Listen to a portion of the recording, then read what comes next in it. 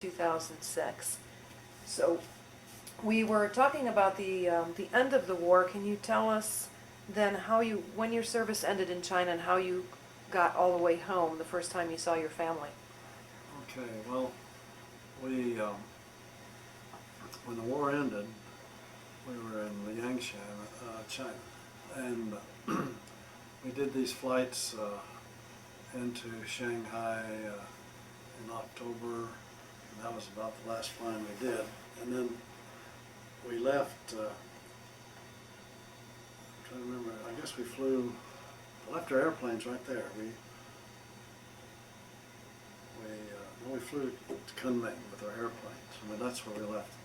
All of our equipment was left to the Chinese nationalists. The North Chinese, the Communist Chinese were up in the North part. And everybody knew what was going to happen after the war, and it did happen. So you already knew at that time? Right, that there would be a conflict to see who was going to have control of China. Anyway, we left our aircraft and so forth there, and we were transported by ATC, Air Transport Command, to the Calcutta area to await transportation by boat, by ship. So you left India by boat? Right. We went to Calcutta and we stayed there a couple weeks or so, waiting for to be assigned to a ship. And then some of us were still together from 27, ended up on the Marine Robin. It was a merchant marine ship, 18,000 tonner, and it was really great. But we got on, we boarded the ship. It was on the Hooghly River, I'm not if I'm pronouncing it, Hooghly River, there in Calcutta.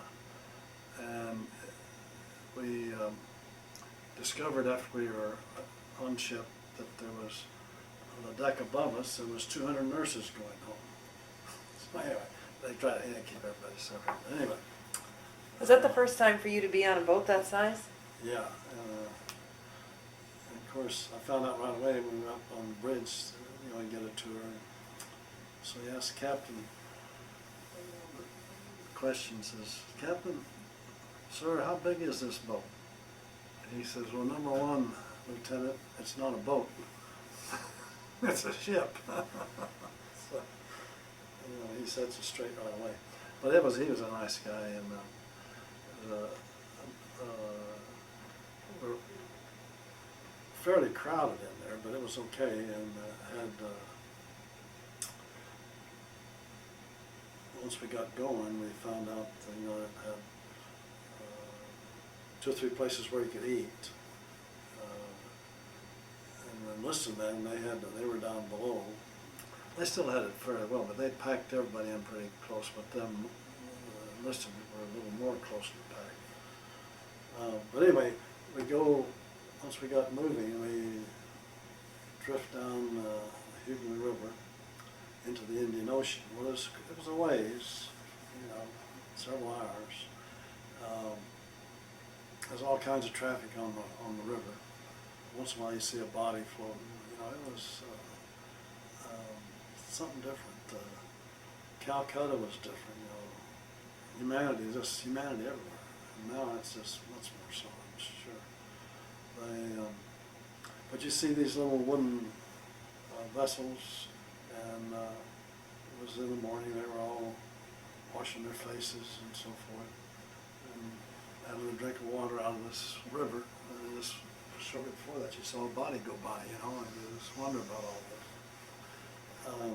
But anyway, we got to the Indian Ocean, and it was like as smooth as a bathtub. They just and the ship would go about 15 to 18 knots, but it went through the Indian Ocean. We went near Singapore. It was nighttime. We could see Singapore lights. And we saw some islands, Singapore Islands. In our route, we went by Formosa. Formosa, what is Formosa called now? It's Taiwan? Taiwan. And then it was a great circle route. You come up by the Aleutians, and then we ended up in Portland, Oregon. But while we were in the, And how long did that take? that took 32 days. Wow. As a pilot, did you wish you could have just flown home? You know, except it was just so relaxing. The food was good. Well, we got in some real heavy seas, and they didn't have a full complement of crew on the Merchant Marine ship, Marine Robin, and they came through the mess hall one day. What do they call it in the Navy? Not the mess hall. Army, it's the mess hall. Anyway, they were asking for volunteers. It says, "Are there any pilots here today?" And they said, "Yeah, there's a pilot." Well, we need volunteers for radar watch because we're really short, and we're going to get in some heavy seas. And I said, I'll volunteer, and kind of forgot about it. Well, we really got in some heavy seas, and you know, the boat was really pitching and coming out of that water and rolling, and in your bunk it was kind of hold on, and you got to where you could sleep, and move around a little bit, so it went up and down, you know. The guy's waking me up. He says, "Lieutenant Jones?" I says, "Yes, sir." He says, I forgot all about it. I didn't know what was going on. Really sound asleep. He says, "We need you on in the radar room." Actually, the radar was up on the main mast, way up above you had to go out of the bridge, climb up this ladder, and crawl in this During a storm? during a storm, and the guy that preceded you is still waiting for you to get up there. He has been sick, so there's a lot of air passing through, so that helped. Anyway, I said, "Holy cow, it's really pitching, you know." He says, "You better get your trench coat. You're gonna need that." And I tell you, it was blowing so hard. I put my trench coat on, and it was kind of like a gabardine trench coat. It wasn't really, it was a windbreaker more than anything. But it had a belt on it and buttons. And I had some kind of a cap, just an overseas cap, I guess. Anyway, I get to the bridge and I got to climb up this ladder. Well, they don't call them ladders either. What do they call them? Anyway, got up there and opened the door, and whew, well, this guy, he's really sick, you know. I was up there 2 or 3 different times, and then one time was really kind of like that, but you get used to it. Anyway, you're up there for 4 hours, and it was nighttime, and the pitch, you know, that bow of that ship would go under the water. You know, you can look down there and you're and then it would come up, and all that water would go draining backwards, you know, and the poor guy living in the bow or the stern, he really got a elevator ride up and down, and the guy in the middle got the better ride, you know, in the middle of the hull. So anyway, that was kind of interesting. There was a Liberty ship out there that was the Russians. It was given to the Russians, and they were using it back and forth. And they had a casualty on their in the storm. One of their seamen got washed up against the bulkhead and really dinged him, and some broken bones and so forth. And they sent out not an SOS, but an alert, a radio signal, that they needed medical attention if someone was in the area. Well, Marine Robin immediately diverted course a little bit, and they intercepted this Russian ship. It was unbelievable how these merchant marine guys, I'm telling you, I was impressed. They lowered like a lifeboat don't think it had a motor on it. And they steered themselves through these waves and got to that Russian ship. Somehow or another, he got that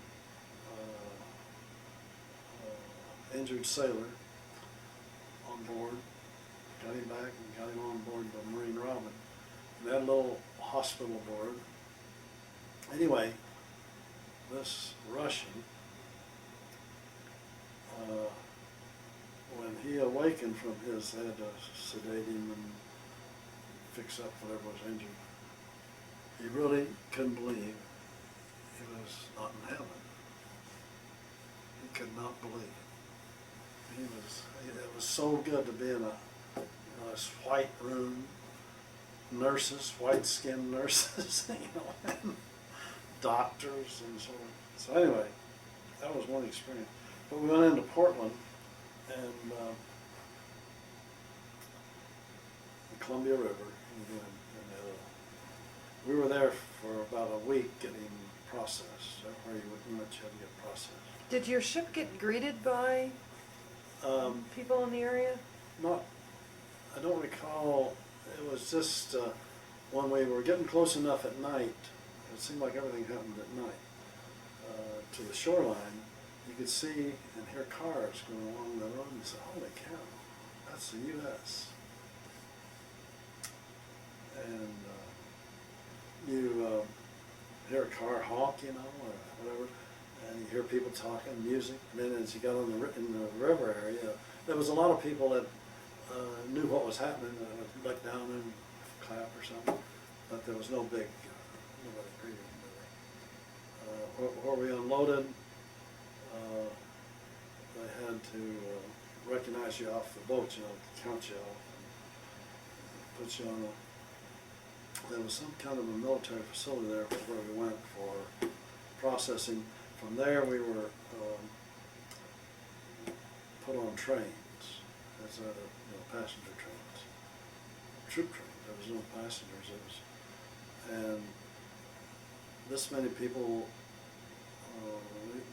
were going to, say, the Midwest, and I was going to Oklahoma, so I was sent to Fort Leavenworth, Kansas, or to Kansas City on a train, and then was bused to Fort Leavenworth and separated out there.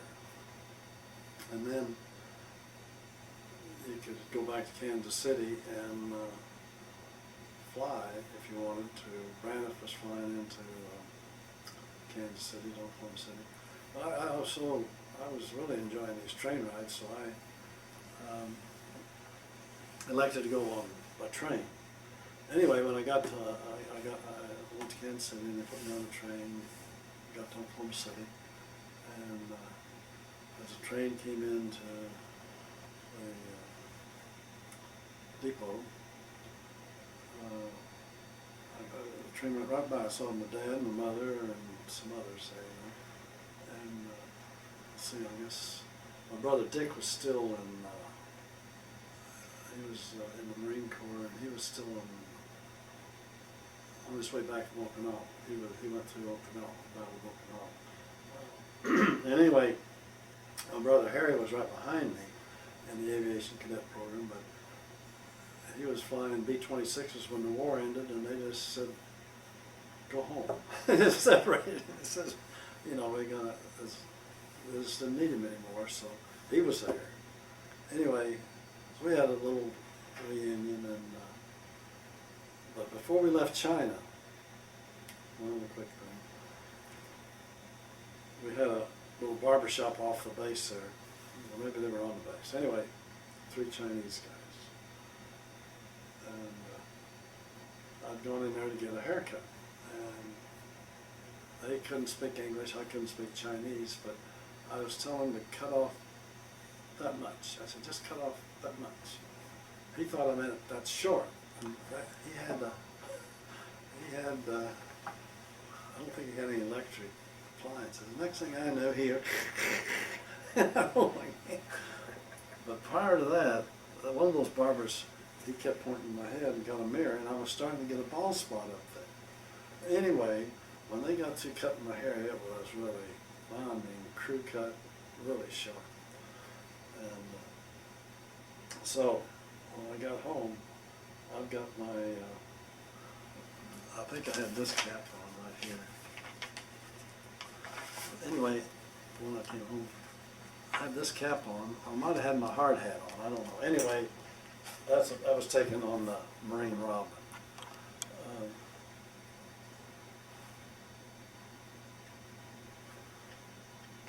So your mom recognized you though. Oh, yeah. Now you've got a couple of other items you wanted Yeah. to show us. So, well, when we got home, we got in the house, and Dad, it's like 5 o'clock. So, I know Harry was there, and so Dad got up a bottle of bourbon, and so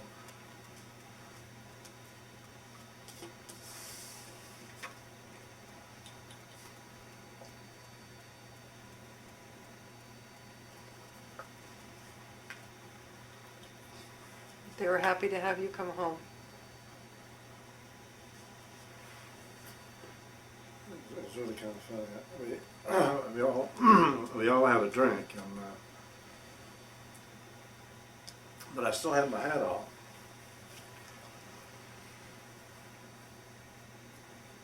And so it's kind of funny. Dad says, "Well, let's have another one." So we had 2 drinks.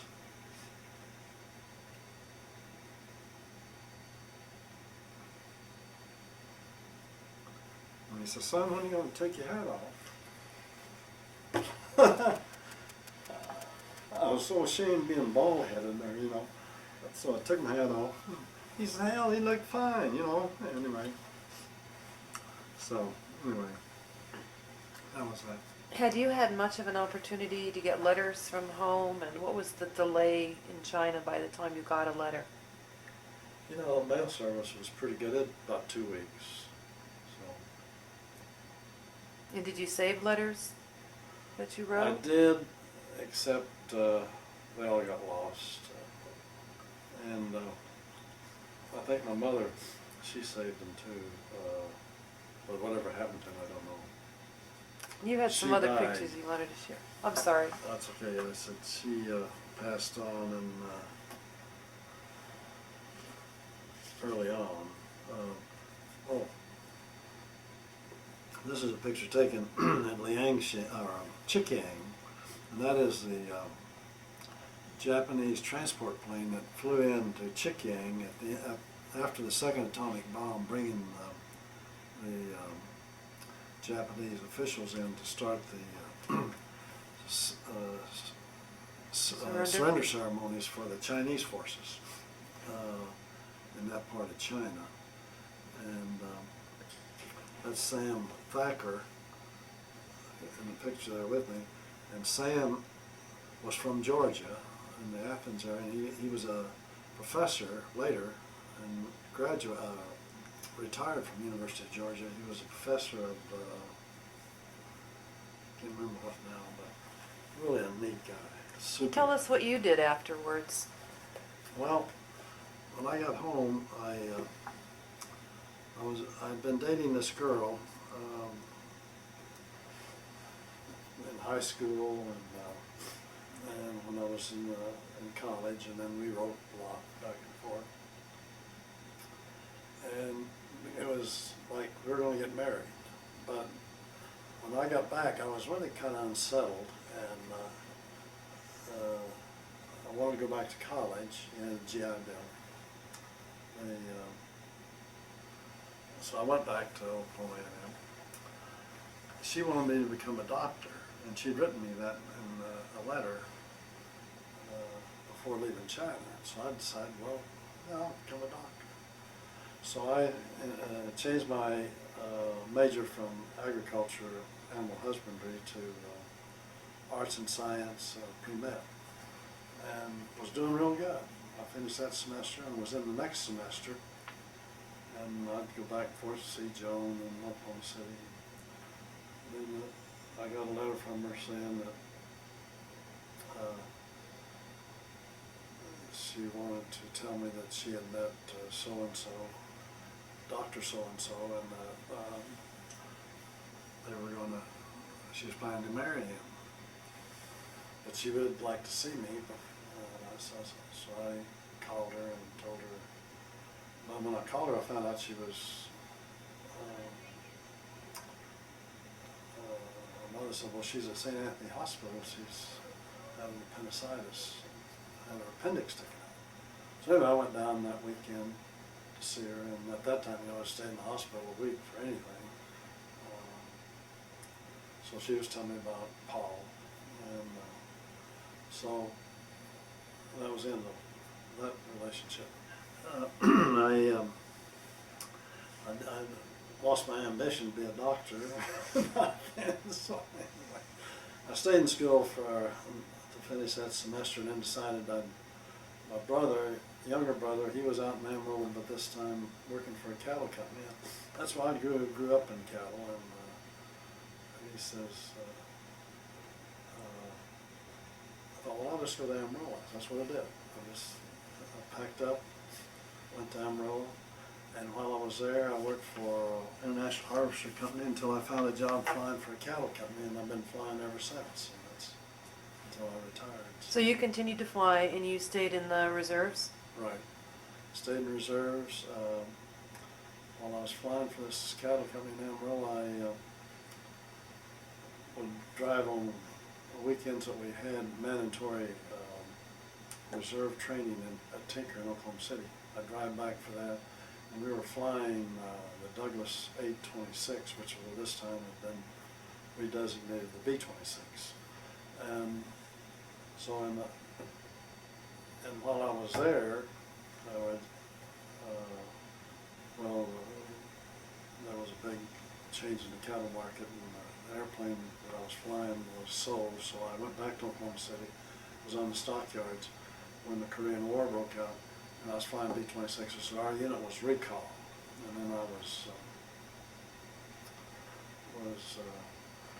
didn't stay in 26s, but they took most of us, the pilots, and made B-29 pilots out of us at Roswell, New Mexico. So I didn't go to Korea in combat. I took an airplane, ferried an airplane, me and another aircraft commander. We combined our crews to make one crew. We went to Sacramento and flew a B-29 out of depot overhaul to Okinawa, and went through Japan. We had 6 B-26s with us. We dropped off there, and we went to Okinawa. Picked up a war worry there. After an airplane's in a high humidity area like Okinawa was, their electrical wiring goes bad, so you have to take them back and almost rewire the airplane. So that was my experience there. But then after that, I went to work in the oil industry for a mud company, a drilling mud company. And from there I went to work for Standard Oil High and stayed with them until retirement. But I started out flying, single engine light aircraft, Bonanzas, to Twin Beaches, to Lockheed Lodestars, to jets, or to turboprops and then jets. And retired from Standard Oil. They had an age 60 rule, so in 1983 I was 60, so I was retired. And then I started doing pilot service for different companies because I had 3 or 4 jet ratings. I had 3 jet ratings in, and ended up a year after retirement moving to Atlanta and doing more flying and getting an additional type rating. And through my last 10 years on J.B. Fuqua's airplane here in Atlanta, it's Fuqua Industries. Neat guy, I tell you, it's the best. We went all over South America. I've been in Europe, and flew on another Challenger airplane besides the Fuqua airplane. But I figured out that from the time I started flying in '43, and then really get serious about when I got into aviation cadet flying, I was really a pilot from then until 10 years ago. So that would be, I was 75 when I finally really quit. In the last few years I didn't fly as a captain, but I'd get in-house training and be a first officer co-pilot. But So at 75, I figured it's about 55 years of flying. And did you have a favorite aircraft? And I had two. One of them was a C-47, great airplane.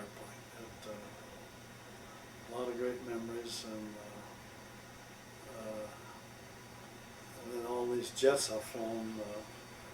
The last one, the Challenger, was the Cadillac, but the race car, the Performer, was the Lear 35 I flew. It was like, and when you buckle that thing in, the cockpit was about as big as, you put these two chairs together, and so you're very close to the guy you're flying with. Anyway, great airplane. And you could, if you had to get to 41,000 feet, it says unrestricted climb to 41,000, you could do it in 14, 15 minutes. That's pretty good. You're on top of everything. But flying has always been so great. I didn't miss it when I first retired.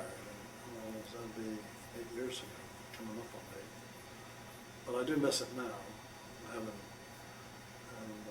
I really believe I could go out there and, well, I know I could start the Challenger, and this is a Challenger, it's a 601, model 601, great airplane. But it had everything in it to navigate that a 747 had. And communications was top of the line, everything. Had telephones in the back that you could talk anywhere. It was a great opportunity. But I have to say, here's a picture of 3 of the guys I was really close to in China. Fred Mims, Blackie we call him, and that was me on the left. And the guy in the middle, gosh dang it, he was from a ranch in South Texas, and really a neat guy. Sorry I didn't look up his name for you. Now, did you keep up with any of your reunions from your? Yeah. In fact, the 27 Troop Carrier is having a reunion this year. It may be their last because several of us left, but there's so many of them that are. I've really been blessed with good health. There's several of them in wheelchairs now and unable to travel at distances. But they're going to have their reunion this year in July in North Dakota. We usually have, the last one I went to was in Washington, D.C., there before last. Been to Louisville, a couple others, one in South Carolina, Greenville, South Carolina. But this one's going to be in the primary, and it's an old SAC Air Base in Minot, North Dakota. Fargo, North Dakota. Anyway, it's going to be a big air show there. That way, it's either going to be the Blue Angels or the Air Force Thunderbird team. And I know that's why they're going to do it. And they're probably going to have a presentation for the 27th. I mean, the 27th will have some recognition, not a presentation. But I remember when I finally got home that I got a world atlas and looked at it, where I went to train and how I went overseas by air, and then how I left China to get on the boat in Kunming and Calcutta and come back this way. So I got around the world. Courtesy of the U.S. government, and it was great, It was great. And now, belonging to the World War II Roundtable, meeting all these other guys who were 101st Airborne. We had a couple times we had some airborne with us, in China. OSS, I shouldn't say airborne, but they were OSS people that were airborne trained. And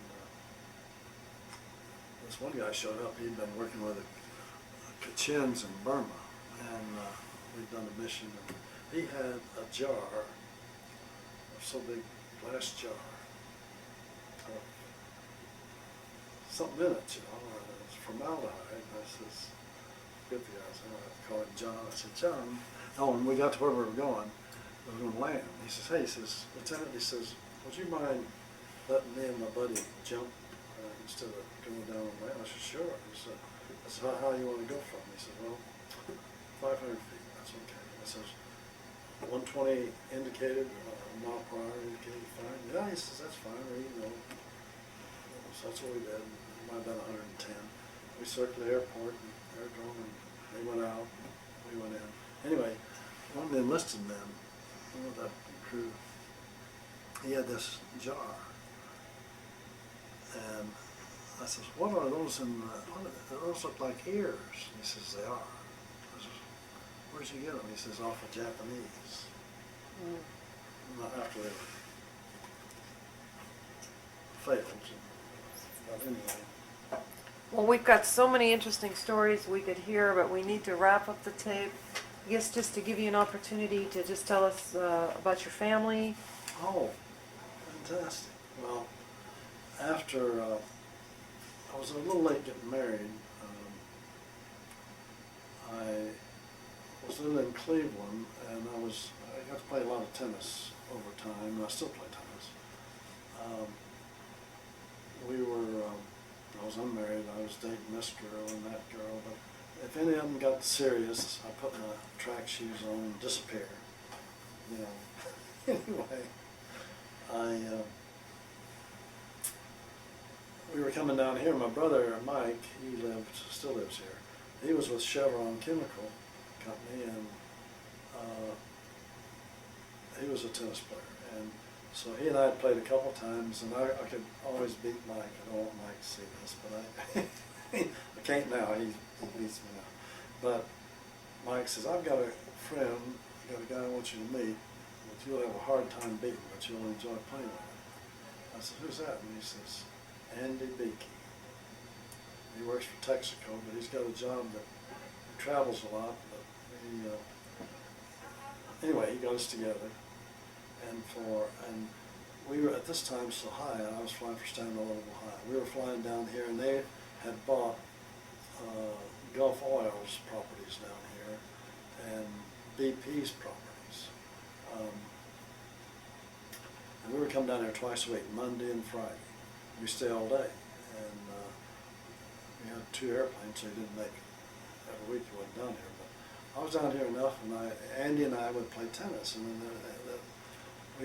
we'd play during his lunch hour or whatever, and he was really good. Never did beat him. He was just a terrific tennis player, a good guy. Well, one day, my brother Mike calls me, and he says, you're not going to believe me. He says, are you standing up or sitting down? Because he knew that Andy and I become really good friends. I said, why? I said, well, I'm standing up. He said, well, you better sit down. So I sat down. I said, what's happened? He says, Andy died of a heart attack this morning. I said, you're kidding. Well, this guy was an athlete. Well, it turns out he had a heart problem, but he had clearance to play and even to jog. And he'd had an operation in high school in Dallas. And, I'm sorry. It's a microphone, it's okay. And they thought they'd corrected, but he was still taking blood pressure medicine. But he always was, the doctor cleared him for all that he was doing. Anyway, the following Thanksgiving, and I wrote a letter to Becky. I never met Becky. And Becky was? His wife. They had 2 children. I'd seen the kids. I had little Andy and Beverly. And I just wrote a letter to Becky with my condolences and so forth. And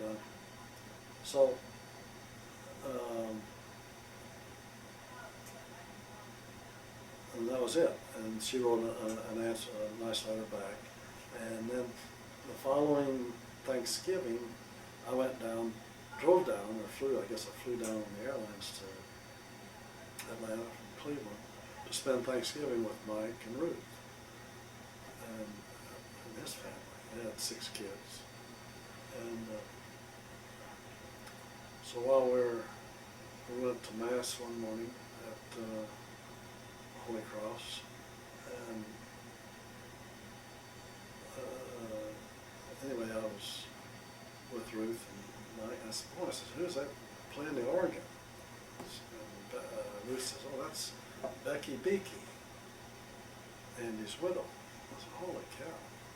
Anyway, she said, "Well, you want to meet her?" I said, "Yeah." So anyway, I met her, and that started it. So, and I started coming down to see her on Thanksgiving, so Mike. But anyway, so anyway, that's and then it went from there. We got married a year and a half or so later. And what year was that? In '76, and in '78, January 2nd, '78, she had 2 children, as I mentioned, Andy and Beverly. So, and then we had our own, Rebecca, on January 2nd. And, oh, we got married here in Atlanta, at Holy Cross. And school was on, so we couldn't move kids. They wanted to stay till the end of that semester. So Christmas time, well, Christmas, that's the end of that semester.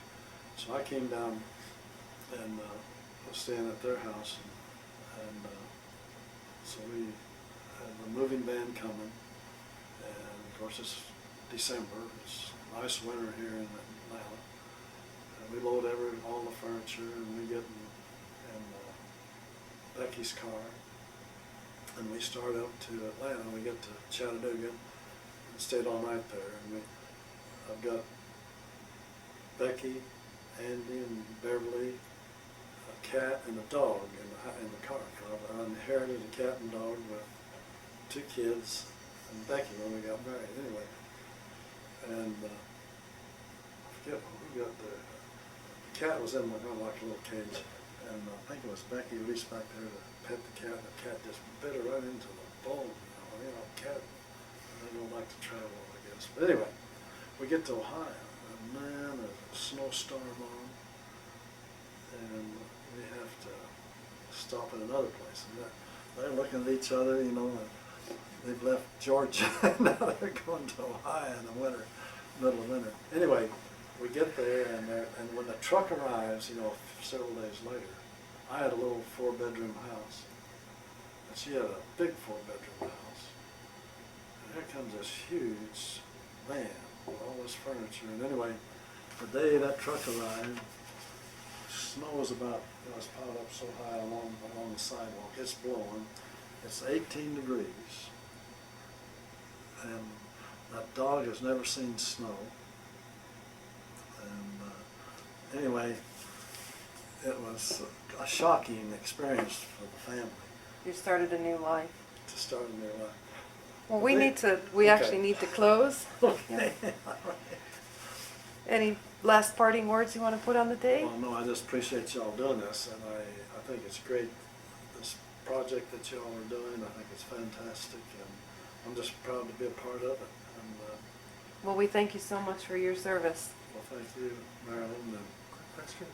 Should we get him to say the names of his brothers and their dates of birth, especially those that serve, Yes, especially sir. since there's so many Joneses? okay. So we know. Well, So your brothers, My older brother was Richard Dick Jones, George Richard. He was born in 21, March 17th, 21, and graduated from Oklahoma A&M, was a Marine officer, served in the Battle of Okinawa, and then became a stockman in the stockyards, had his own ranch. and you had 2 younger brothers. My younger brother, Harry H. Jones, was born in August the 9th in 25, and he's still living in Fort Collins, Colorado, still in the cattle business, still buying cattle. He's probably one of the bigger individual cattle buyers. He don't buy them on yards, he buys them in the country, big, cattle ranches, off ranches. And my sister, Mary Frances, is a widow in Ardmore, Oklahoma. She has 3 children. Her husband was with Noble Affiliate, well, he was in the oil business. And then you had a younger brother, Mike? Yeah, younger brother Mike, who was too young for War II. He was in the Navy, Navy Reserve. And he's the one that graduated as a entomologist from Oklahoma A&M and was with Chevron Chemical until he retired.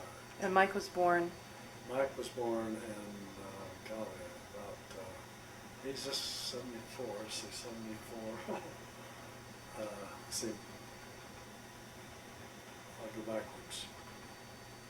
21, 23, 25. He's, 29, he was born in 29. okay, I think so that- we've got your whole It was family every history 2 here. years. Okay, well, thank you so much. Well, thank you all, and I just can't say enough, how I appreciate what you're doing. God bless your work. Thank you. Thank you for your service. Let's see. Just turned off.